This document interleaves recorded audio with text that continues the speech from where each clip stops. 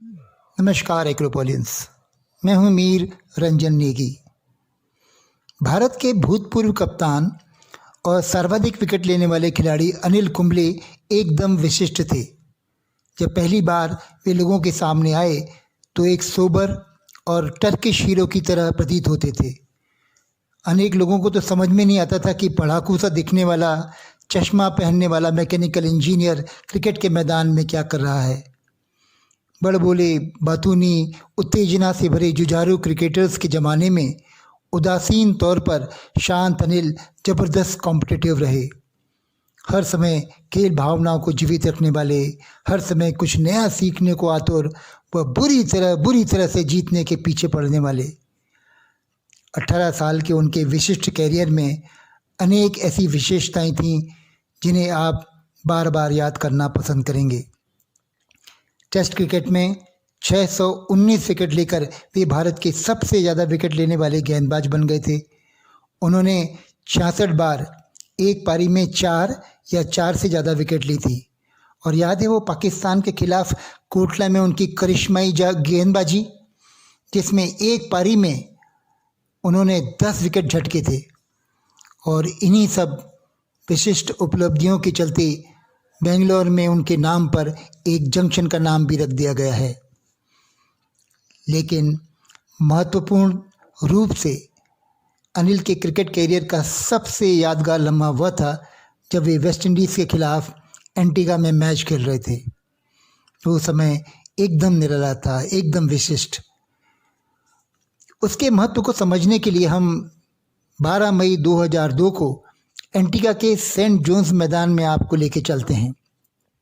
यह श्रृंखला का चौथा मैच था जिसमें 5 बल्लेबाज शतक बना चुके थे। और उसी मैच में बल्लेबाजी करते हुए अनिल के चेहरे पर मार्क डिलन की एक तेज गेंद आके लगी। चोट ज़बरदस्त लगी थी, मुंह से खून निकलने लगा था। फिर भी अनिल ने हिम्मत दिखाई और 4 ओवर तक बल्लेबाजी की। बाद में उन्हें अस्पताल ले जाया गया, जहां एक्सरे ने जबड़े की हड्डी टूटने की पुष्टि कर दी।